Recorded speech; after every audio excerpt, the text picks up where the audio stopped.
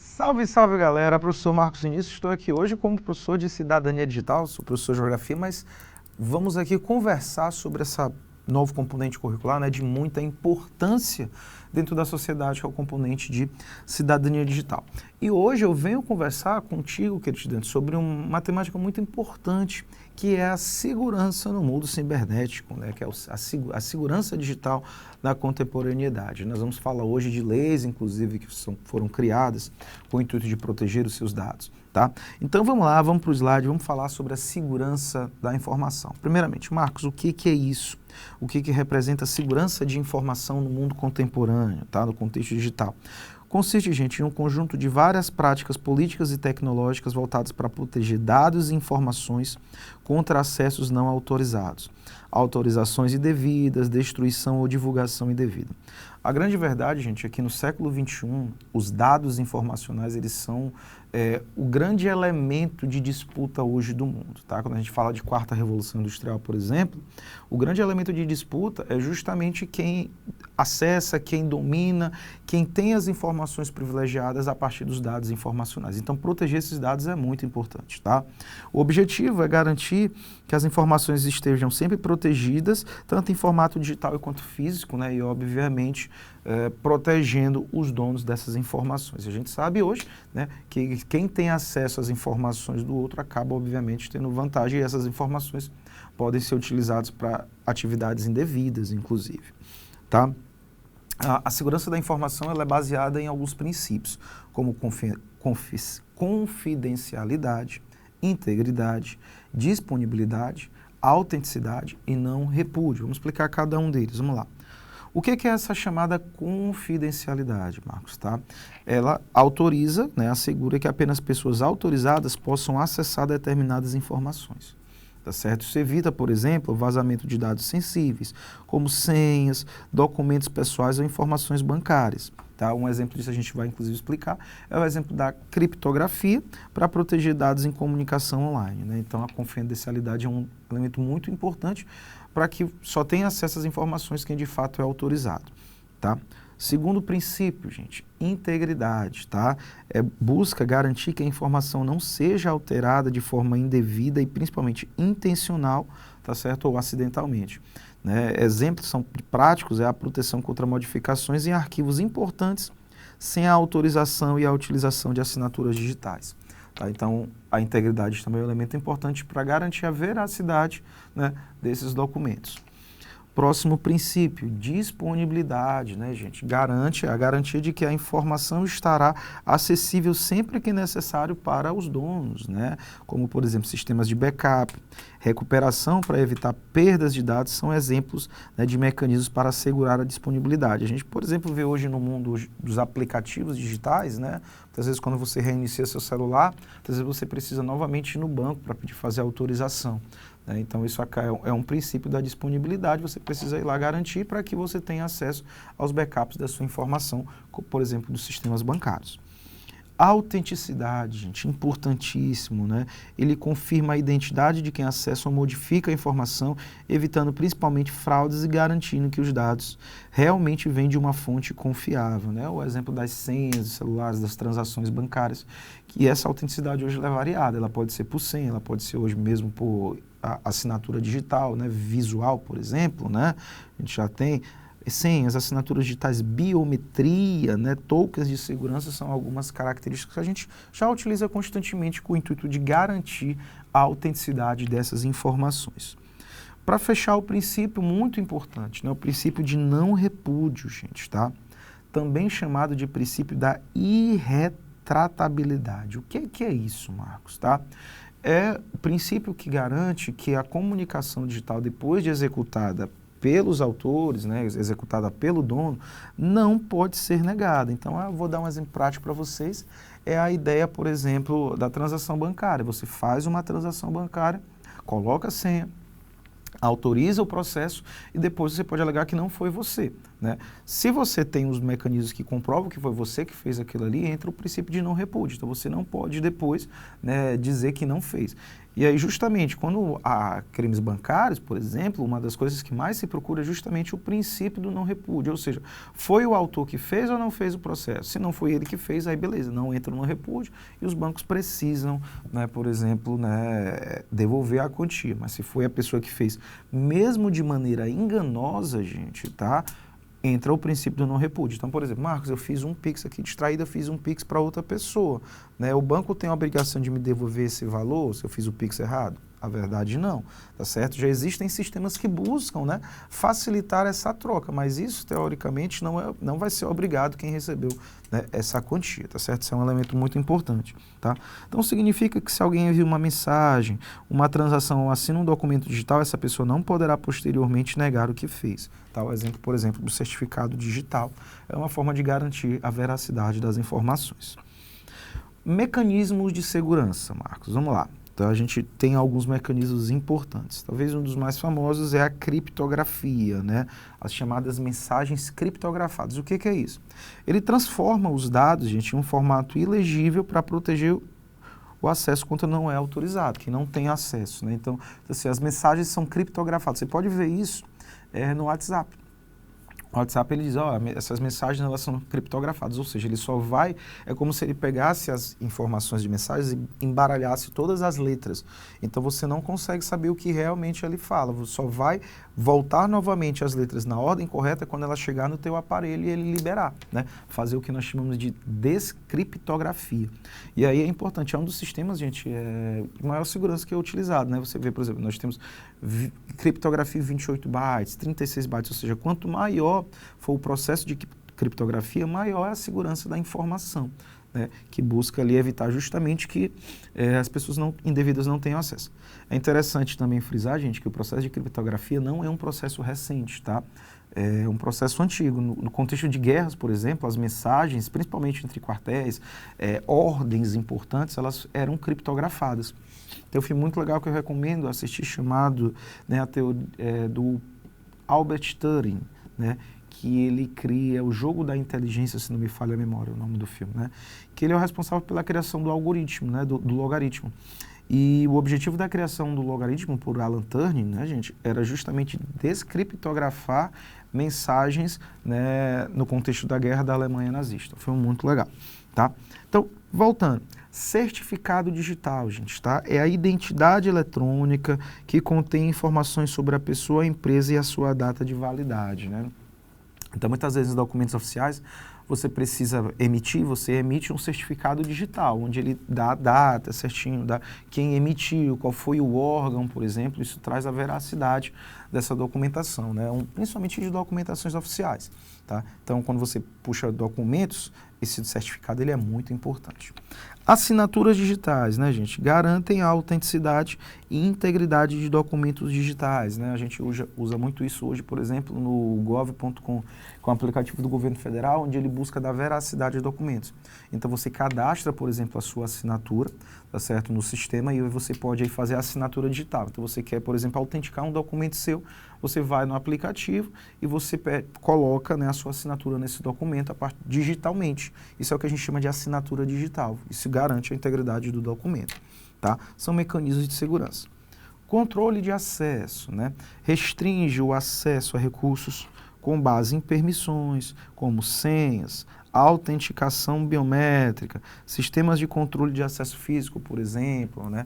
São aqueles famosos passo a passo para você ter acesso à informação, né? Confirma, tá? Por exemplo, quando você vai emitir alguns boletos, por exemplo, né, bancários, hoje é muito comum você pegar, por exemplo, informações, boletos bancários de casa, ou, por exemplo, internet, você precisa confirmar algumas informações pessoais, né? Então, por exemplo, eu pego boleto de casa, qual foi a data do seu nascimento, qual a cidade que você nasceu, qual é o nome dos seus pais, né? Qual é, por exemplo, o CEP da sua rua. Então, essas são informações que vão garantir o controle de acesso. Se você erra uma dessas informações, o sistema bloqueia, né, o seu acesso a essa informação.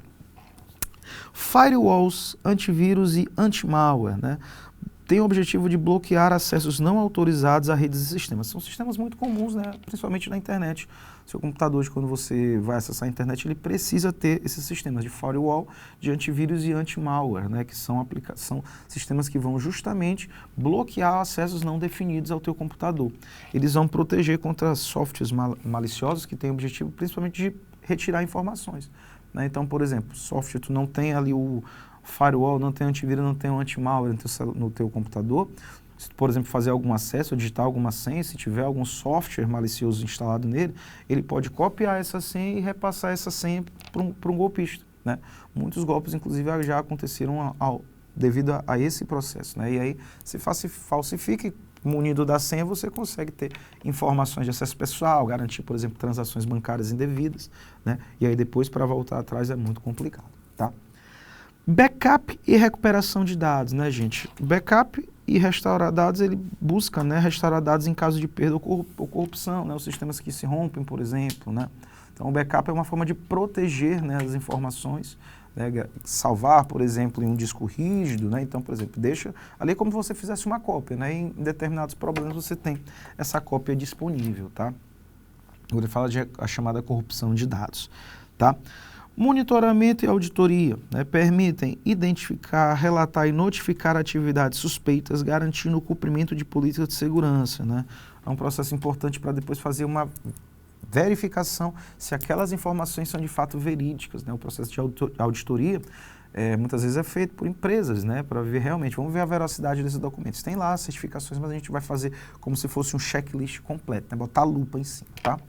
Autenticação, verifica a identidade do usuário, sistemas que acessam esses recursos, né? Políticas de segurança é muito importante, né? Hoje os sistemas eletrônicos, eles precisam, né, que quando você, por exemplo, baixa um aplicativo, seja ele bancário, digital, você precisa aceitar uma série de normas, né, que são justamente as políticas de segurança. Ali ele define as regras, né, e responsabilidades, tanto da empresa quanto do usuário, né? Então, define regras e diretrizes para a proteção da informação. Isso aqui é muito importante, tá? Evoluindo. Como eu disse para vocês, existem leis específicas para proteger esses dados. E uma das leis mais importantes no Brasil é a Lei Geral de Proteção de Dados Pessoais, tá certo? A LGPD, tá? Ela estabelece regras para o tratamento de dados pessoais no Brasil. E como eu disse para vocês, os dados pessoais, eles são, gente, um verdadeiro ouro, tá? E as empresas, né, elas buscam a todo momento ter acesso a esses dados digitais, porque a partir dali ela vai identificar as suas características, os teus gostos.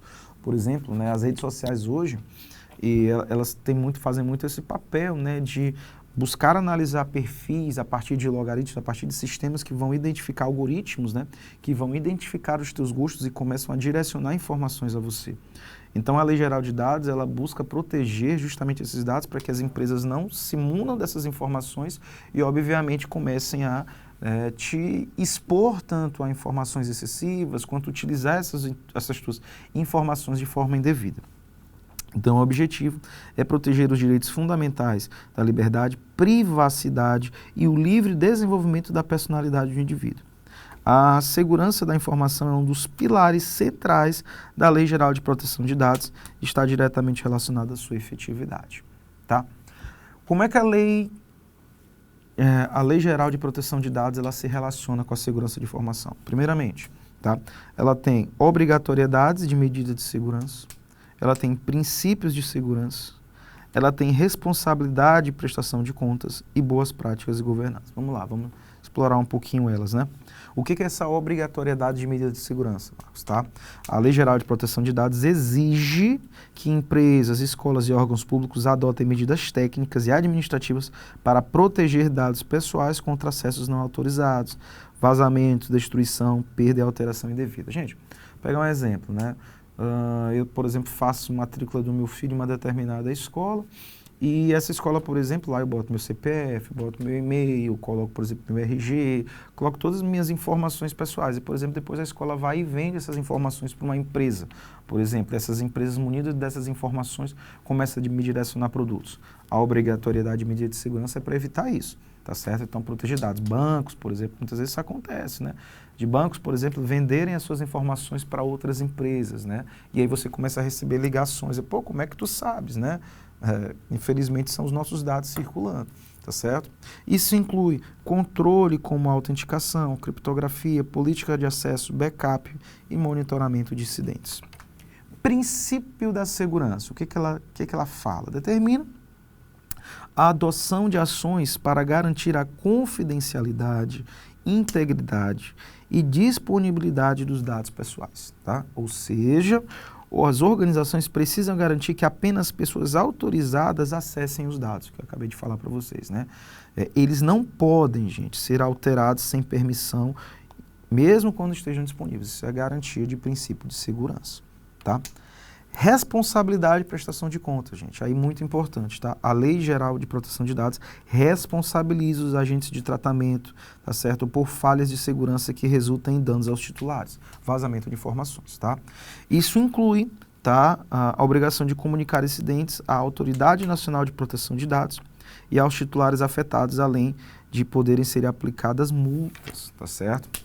Então, as empresas que possuem os dados pessoais, elas têm responsabilidade sobre esses dados. E o vazamento sobre eles incide, sim, multa e responsabilidade penal, tá? Esse é um elemento muito importante.